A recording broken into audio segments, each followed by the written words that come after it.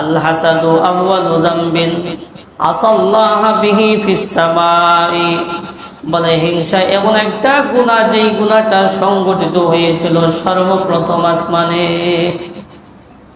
ইবলিস হিংসা করেছিল আল্লাহ তাআলার সাথে, ইবলিস হিংসা করেছিল বাবা আদম আলাইহিস সালাতু ওয়াস সালামের সাথে। আল্লাহ পাক রব্বুল আলামিন হুকুম দিয়েছিলেন, ওয়া ইয কুল্লা লিল মালাইকাতি ইসজুদু লি আদম ফাসাজাদু ইল্লা ইবলিস ক্বালা আ'আসজুদু লিমান খালাকতা তিনা ক্বালা আওয়ালাম আরাআইতাকা হাযাল্লাযী কাররামতা আলাইয়া লা ইন আখখারতানি ইলা ইয়াউমিল কিয়ামাতি লা আহতানিকান্না যুররিয়াতাহু ইল্লা কলিলা। আল্লাহ পাক রব্বুল আলামিন বাবা আদম আলাইহিস সালাতু ওয়াস সালামকে সৃষ্টি করে উসজুদু লি আদম, সকল ফেরেশতাদেরকে আদম আলাইহিস সালাতু ওয়াস সালামকে সিজদা করতে বললেন। সকল ফেরেশতারা সিজদা করলো ইল্লা ইবলিস, ইবলিস সিজদা করলো না। ইবলিস সিজদা করলো না, সে যুক্তি দিল এই ব্যক্তিকে কাদা মাটি দিয়ে সৃষ্টি করা হয়েছে। বলে এমন একজন মানুষ যাকে কাদা মাটি দিয়ে সৃষ্টি করা হয়েছে, আমি তাকে সিজদা করব?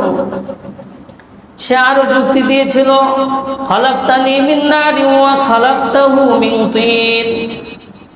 সে বলেছিল আদম আলাইহিস সালাতু ওয়াস সালামকে সৃষ্টি করা হয়েছে মাটি দিয়ে, আমাকে সৃষ্টি করা হয়েছে আগুন দিয়ে। মাটির গতি হলো দিব্যমুখী আর আগুনের গতি হলো ঊর্ধ্বমুখী। সুতরাং কি ঊর্ধ্বমুখী কোনো জিনিস নিম্নমুখী কোনো জিনিসের কাছে সারেন্ডার করতে পারে না। হিংসা করলো, আবার সাথে কি করলো? যুক্তি দিল। আল্লাহর কাছে কি কোনো যুক্তি চলবে?